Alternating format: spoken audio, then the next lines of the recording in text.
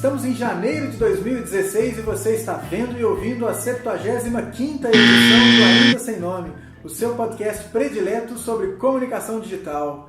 Mais uma vez nos estúdios da Rede, eu sou o Caio César. Eu sou o Felipe Min. E aí? Tudo bem? Tudo bem? Beleza? Beleza. Se você é uma pessoa sagaz, você percebeu que da edição de número 74 para esta, muitas coisas mudaram. Semana passou, alguns dias passaram, eu continuo com a mesma camisa, embora o cabeça esteja com camisa diferente. E nós estamos ainda no estúdio número 2 da Rede. Só para dizer que teve alguma coisa que mudou, mas a gente, assim como os grandes nomes da TV brasileira, deixamos episódios gravados para que a gente aproveite as férias. Exatamente. Então, nesse momento, provavelmente estamos em algum lugar, dentro de um cassino, ganhando dinheiro, e você está aí assistindo esse vídeo.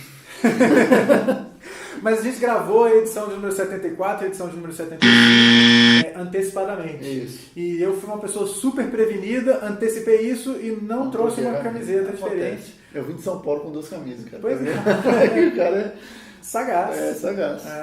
E então, nessa edição de número 75, infelizmente não dá pra gente agradecer os comentários da edição de número 74. Mas a gente espera que tenha muitos comentários, que muitas pessoas tenham falado coisas muito relevantes e que o pau esteja quebrando lá nos comentários do aindasemno.me. Especialmente depois das suas afirmações ultrajantes. Né? Os fãs de Lenny Kravitz devem estar já armando um piquete na porta da minha casa. Todos os 15 fãs de Lenny Kravitz em Belo Horizonte. Mas beleza, acontece.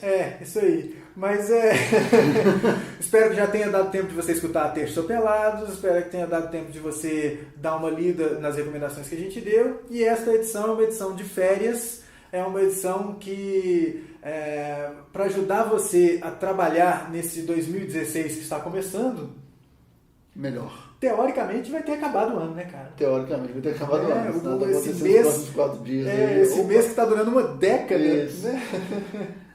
Mas vai ter acabado o ano e você já está colocando em prática as suas resoluções de 2016. Imagino que você já deve ter chegado da academia, né, ou daquela sua corridinha no parque, e agora você vai trabalhar. E uma coisa muito importante que a gente tem que lidar no nosso dia a dia, especialmente a gente que prega. Prega é um negócio complicado, né, bicho? Toda vez que eu falo prega, eu recebo uns feedbacks falando que quem prega é pastor. E tendo em vista a minha relação com a religião, eu acho que eu devo parar de pregar, né?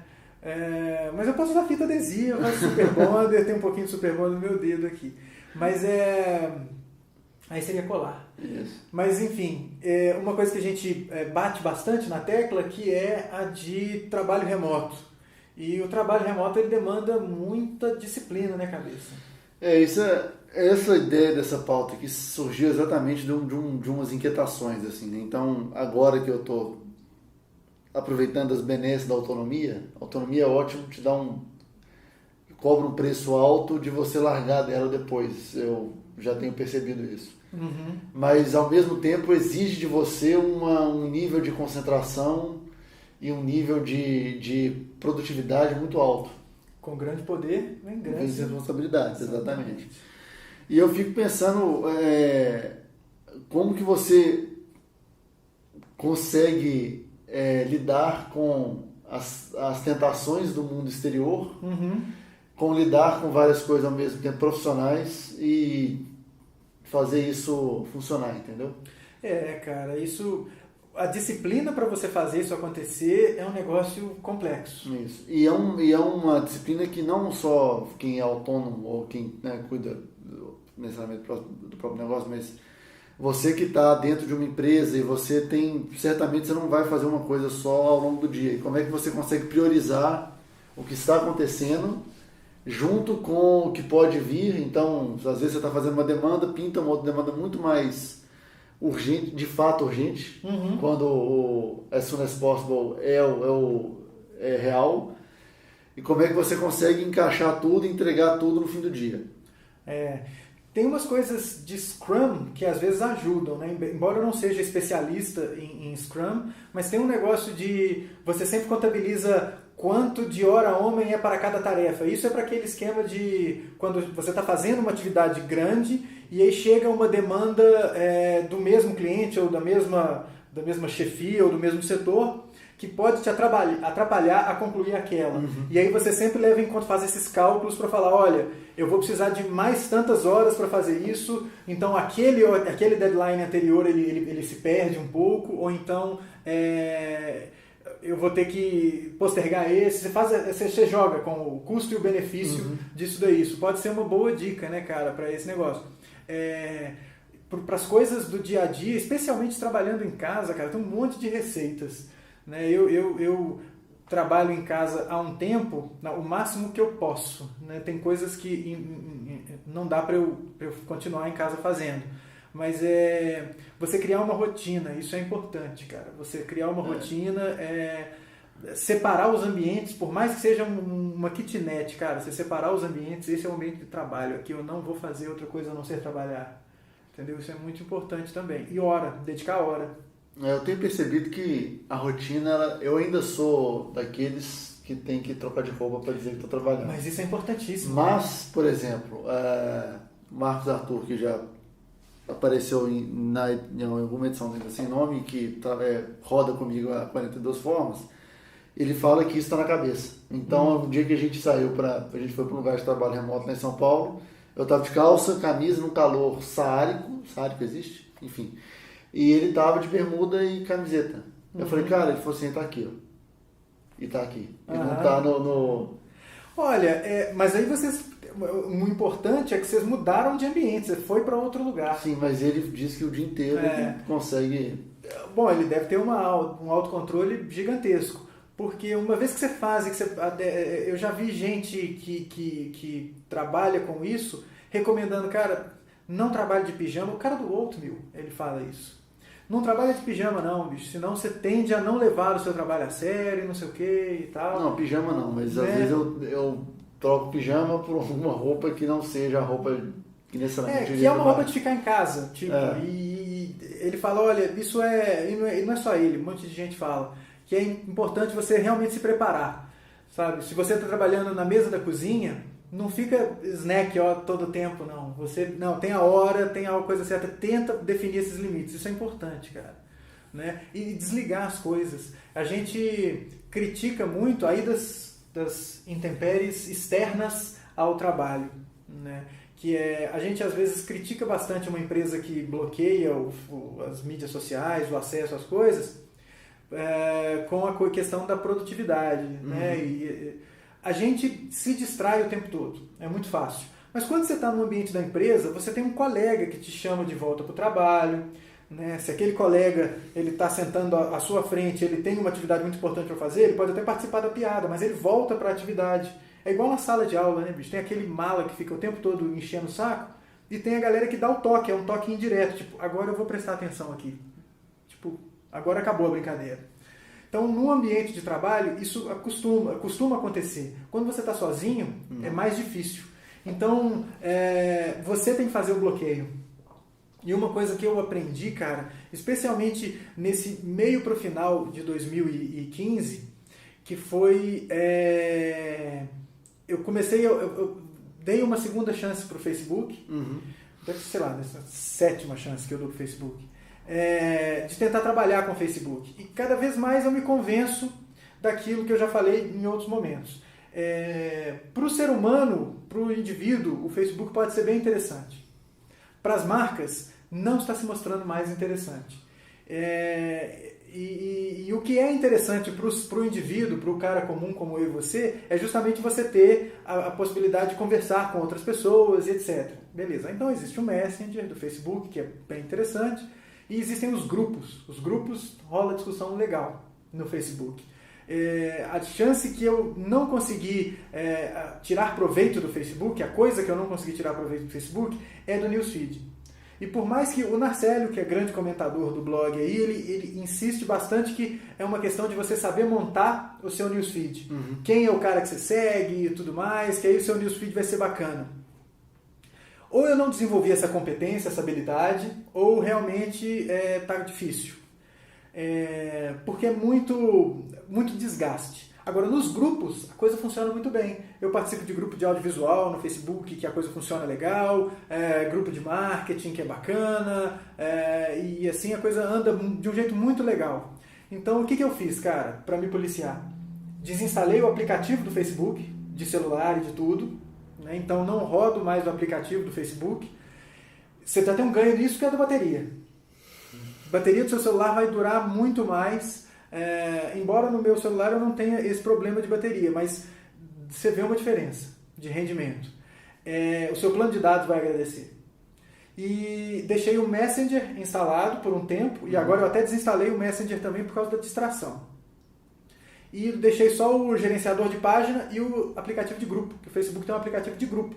Então você não vê a sua newsfeed, aquelas pessoas malas, no meu caso os batedores de panela. Você não vê os batedores de panela e não vê nada disso. E você vê as coisas dos grupos. Então, se você quer até aprender algo ou tirar uma dúvida, você vai lá no aplicativo do grupo e tira a dúvida no grupo. E isso diminui um pouco a questão do rabbit hole, né? De você entrar num negócio e cair no outro mundo e sua produtividade foi pro saco. Que é o que acontece muito quando eu precisava fazer alguma pesquisa e aí você entra... Cara, pra mim são duas coisas. Tipo, YouTube e Wikipedia, fodeu. Porque você entra num artigo e aí você vai descendo, ou então você entra num vídeo e vai vendo os relacionados, até a hora que você não sabe como é que você sai. Entendeu? Você entrou ali para tirar uma dúvida de 15 minutos ou de 5 minutos e você tá lá uma hora e meia. E aí você olha o relógio e fala, 3 minutos da tarde, não, beleza, ainda tem mais 2 horas e meia para entregar isso. E o tempo vai passando, você não consegue... É muito de motivação também. Você tem que começar a te tirar da zona de conforto toda hora para conseguir fazer o negócio funcionar. Uma coisa que eu percebi agora, principalmente, a hora que eu mais detestava do dia, as horas, que era o deslocamento para o trabalho ou do trabalho, elas pelo menos cumprem uma função de te bloquear, entendeu? Então, assim, estou indo para o trabalho, não vou... me preocupar com o que está na minha casa, vou para o trabalho. Voltando do trabalho, deixo o que está no trabalho lá, estou indo para casa. E agora está tudo no mesmo lugar, né? Então, ou você trabalha muito, porque você está muito, muito fácil, ou você começa a trabalhar em horas esquisitas, não tradicionais. Não convencionais, ou você começa a levar o problema de casa, porque é a mesma coisa, ou você fica indo e voltando toda hora do... Talvez o negócio é você ver a médio e longo prazo o que te proporciona. Eu já percebi que eu sou mais do trabalhar em momentos que não são os melhores. E isso não é a melhor coisa de todas, não. Né? Você acaba trabalhando de madrugada, você acaba emendando momentos que você poderia estar fazendo outras coisas e você está lá trabalhando. E aquilo não sai da sua cabeça. Isso é ruim. Mas o pior o negócio do cigarro. Você sabe que é ruim, mas você não consegue não fazer. Sabe? É um negócio que te dá até desconforto de quando você se vê nessa situação. Então é uma coisa de se policiar mesmo, né? E às vezes ter alguém para te chamar, assim, isso é importante, né? Que senão vai. Ou ter outras atividades, né? E às vezes sair de casa para fazer uma atividade física, alguma coisa assim, pode ajudar, né? Isso não me ajuda, porque eu não sou o cara da atividade física. Isso Mas enfim, é algo para que pode ser que ajude, sabe? E tem a gente estava falando, tem algumas literaturas que ajudam nesse ponto, né? Sim. Eu comecei a ler o Paradoxo, eu comecei a ler o Getting Things Done. Muito bom o livro. Eu comecei a ler ele, na verdade não foi nem por causa da produtividade do trabalho. Eu assinava um podcast de fotografia chamado The Art of Photography, que o cara falou assim, GTD para fotógrafos. Eu falei, que porra é GTD? Aí eu fui descobrir que era Getting Things Done, e aí eu comprei o livro, comecei a ler e não terminei. Tem uma paródia, assim, enquanto você falou, cara, tem uma paródia que a gente falou de festivos. O Kramer tem um negócio muito massa que é TCB. TCB? Taking Care of Business. Que é o GTD, que é a brincadeira deles lá com coisa do GTD. Que você tem listas, né, cara? É tudo muito baseado em lista. Tem um aplicativo que eu uso, eu li o GTD, segui o método do GTD, quem me aplicou foi o Fabrício Marchesini, que hoje está no Melius. Ele me aplicou no GTD, e eu li, gostei bastante. E algumas coisas ficaram. Eu li já tem um bom tempo, deve ter sido o quê? 2008, 2009, sei lá, que eu li o GTD. E algumas coisas ficaram, que é de fazer lista. Fazer lista me ajuda pra caramba, cara. E tem um aplicativozinho que tem no Android e tem a versão web dele, que é muito boa, chama Workflowy. E ele você faz... É legal a tagline dele, que é Make Lists, Not War. É muito bacana. Você trabalha com lista e vai marcando o que é que você contemplou, o que você não contemplou e tal. Aí você completou, é muito bacana. Agora, você tem que encarar a lista como um negócio para ser resolvido, né? Não adianta você escrever a lista e deixar as coisas... Não, por isso o aplicativozinho é legal, que ele pode ficar um widgetzinho na sua tela te lembrando das coisas que você tem que fazer. E aí o Google Keep também tem isso. E o Google Tasks, que você pode criar lista com coisa no calendário. Então, quem usa Google Calendário... Se você não usa Google Calendário, você caiu na segunda rodada do campeonato de ser amigo do Caio. Sabe? Você ficou lá longe. O Google Calendário é um negócio que ajuda muito, resolve muito a sua vida. Sim. E você pode ganhar muito usando essas coisas de o software, o aplicativinho Inbox do Google, que é uma alternativa ao Gmail. Você continua tendo seu Gmail, mas você usa um aplicativo Inbox, você pode criar tarefas. O Inbox ele tem umas coisas legais, você já ouviu? Cara, eu usei o Inbox, mas eu estava olhando no telefone. Eu usei Inbox, mas não consegui. Eu sou tão... Você tem que entrar no mindset do Inbox. Isso, eu estou tão à vontade no Gmail que eu não consigo... O mindset do Inbox é tipo, você me mandou um e-mail me cobrando uma coisa. E aí eu posso setar uma tarefa que é te responder esse e-mail a tal hora. Então esse e-mail some e ele volta a tal hora para me... Tipo, ele vira um e-mail não lido dali a um tempo para me lembrar dessa tarefa. Você pode criar tarefas a partir de mensagens e aí ele já sincroniza com o seu calendário. Uma coisa ótima do Google Calendar e do Inbox, que aí vem das integrações e tal, que é o esquema de você, por exemplo, esses voos todos que eu faço para cá, não sei o quê, eu compro o voo, o e-mail já vira uma tarefa no meu e-mail. Então eu já sei que dia tal... Tem algo para fazer, e aí o Google Now trabalhando com você, né, falando, você tem que ir para lá, se você quer chegar a tempo no aeroporto, você tem que sair agora. E é uma coisa legal aí do GTD também, que ele fala que é você tirar as coisas da sua cabeça e ir anotando para você liberar a cabeça para... E você falou do liberar a cabeça, cara, uma recomendação de leitura seguinte ao GTD é um livro chamado Bit Literacy, do Mark Hurst. Esse é um livro que está uma barganha na Amazon, está menos de $1, né? É um livro muito barato para você comprar no Kindle e ler. Não sei se nenhum desses dois livros tem versão em português. Então, já que nós estamos em janeiro de 2016, aquela matrícula no curso de inglês, no mínimo Duolingo, bicho. No mínimo Duolingo instalado, você tem que ter. Mas no mínimo não, cara. Duolingo ele tem empresas reconhecendo o Duolingo. Pois é, não, mas eu falo no mínimo porque ele é um negócio gratuito. Sim. Assim, na pior das hipóteses, esse deve ser o seu esforço para aprender o segundo idioma. Ou faça lá um cursinho de inglês para você parar de depender de legenda. Né? Até a sua vida do BitTorrent vai ser mais legal. Mas o livro se chama Bit Literacy. E no Bit Literacy ele tem uma coisa que é muito legal, que é o Let the Bits Go. E uma coisa do Let the Bits Go é, tipo, desassine uma pancada de newsletter que você assina. Porra, a gente fala tão bem. Não, newsletter é um negócio muito bacana, mas às vezes você fica cluttered de newsletters. Então, desassina. É um negócio que tem muito a ver com o FOMO, que é o Fear of Missing Out, que faz você querer olhar o Facebook o tempo todo, faz eu, por exemplo, querer entrar no Reddit o tempo todo, então eu desinstalei o Facebook. Uma coisa que eu estou aprendendo é também dar uma reduzida no Reddit, e é batata, cara. O tempo que você gasta lendo essas coisas é um tempo que você poderia estar gastando lendo um livro, por exemplo. Sim. Entendeu? Ou vendo um filme bacana. Então, e ao invés disso você está lá lendo o Facebook, no meu caso, passando raiva com os batedores de panela. Então isso é muito chato. Né? E você pode ganhar muito tempo. Então o negócio de Let the Bits Go é uma coisa também de você... Passou muito tempo que você não respondeu aquele e-mail, ele perdeu o contexto. Cara, apaga. E isso, na hora que eu li, cara, me deu um terror. Mas recente, e eu li esse livro, o Bit Literacy, há muito tempo. Mas no ano passado, 2015, num podcast que eu recomendo veementemente, chamado Reply All. No Reply All, um dos caras, eles recomendam que um determinado dia do ano seja o dia de você decretar e-mail bankruptcy. Você decreta a falência do seu e-mail. Tipo, pega seu inbox e seleciona tudo e deleta. E sem dor na consciência. Deleta. E boas. E isso é o let the beats go. Tipo, cara, você não conseguiu resolver aquilo? Tem essa... Não resolva e parte pra frente, entendeu? Existe essa angústia também, né, cara? Que é não zerar a caixa de inbox. Inbox zero, eu consigo. Isso vem do GTD. Não, sim, mas é a questão, por exemplo, eu gosto muito da newsletter do Quartz. Que eu assino, leio todo dia. Só que às vezes eu não leio. Então eu deixo ela como não lida.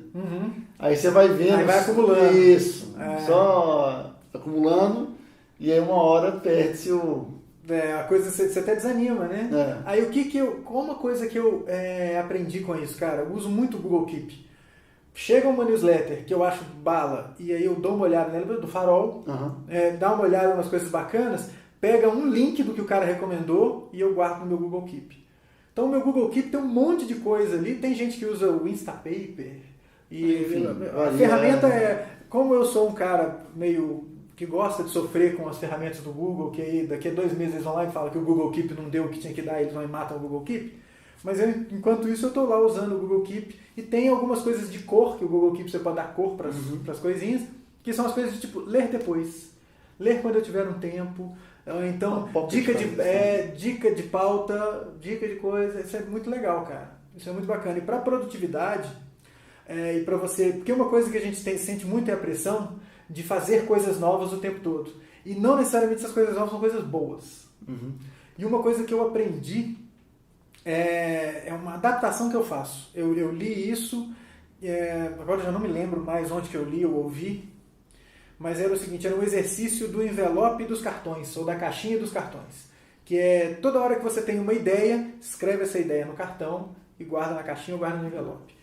Eu faço isso com o Google Keep. E aí, para você ver se aquela ideia é boa, para você ver se a coisa está vingando, você volta ao cartão e vê e lê se aquilo ainda faz sentido.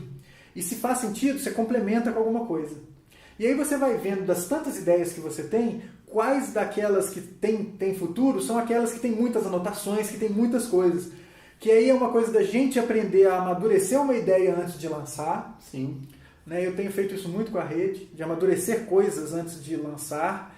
E de você ver se uma ideia é boa. Que aí você vê se ela ficou ali jogada, é porque talvez ela não seja muito boa ou não está no momento dela. Então eu faço isso com o Google Keep. Então eu marco algumas coisas com uma determinada cor e aí o próprio Google Keep organiza. As coisas que você vai e mexe, elas vão para o topo. E aí a coisa que está lá no topo que eu estou mexendo muito, eu falo, opa, isso aqui é um negócio que dá gás. O Austin Kleon faz isso, ele recomenda isso com, enfim, você tem um caderninho e você anota. Ele fala exatamente, você não precisa, só porque a ideia é boa, ela pode ser revisitada daqui a 2 semanas. Então é o tempo de amadurecer, cara. A gente tem aquela coisa imediatismo de fazer o negócio.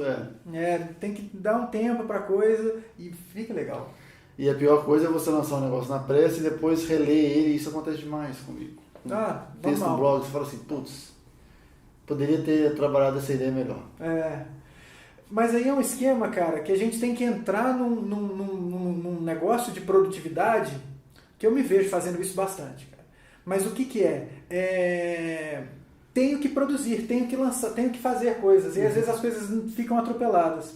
Temos que entrar num ritmo de produção que algumas ideias podem ficar ali amadurecendo. Uma coisa que eu vejo isso, você consegue ver isso acontecendo, é nesse podcast o Reply All.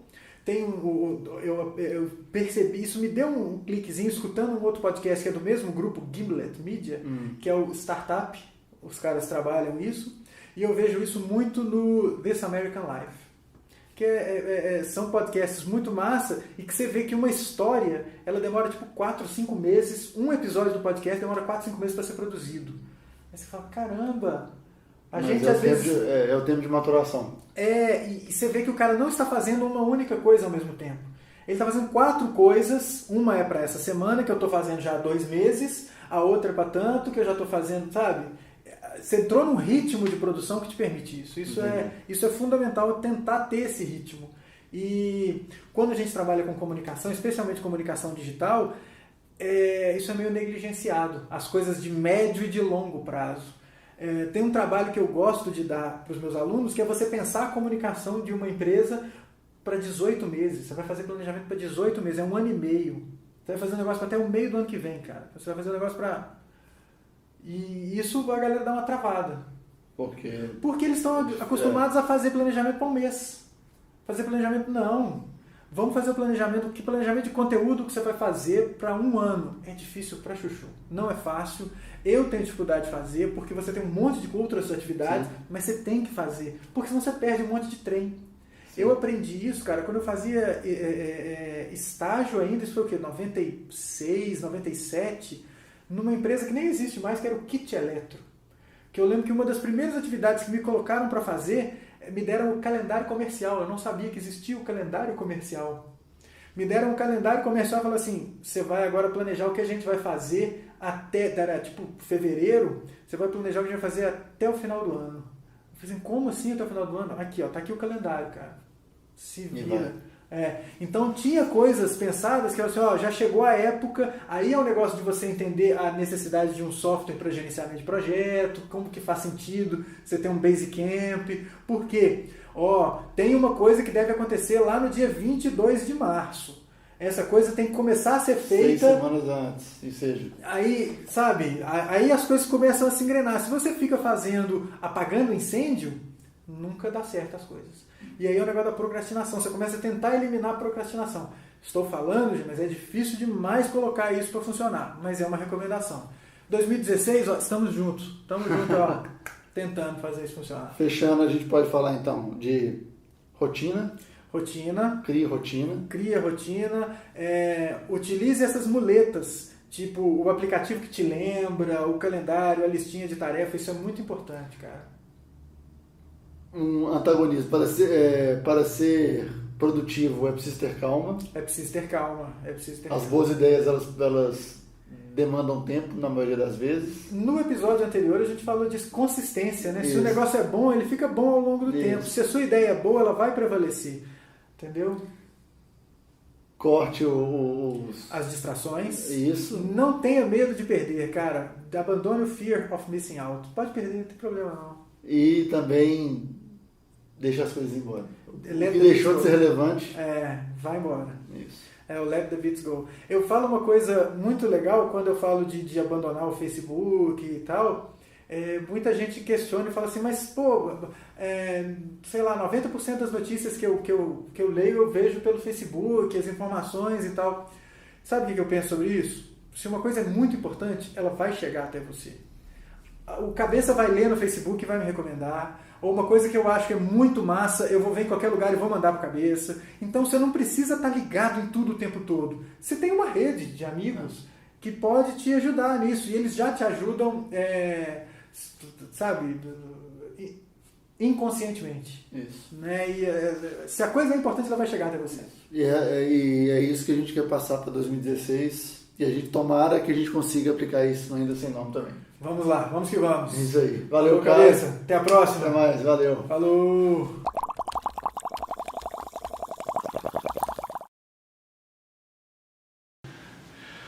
Ih, a bateria vai acabar. Eu fiquei com medo, velho. Eu fiquei olhando a bateria.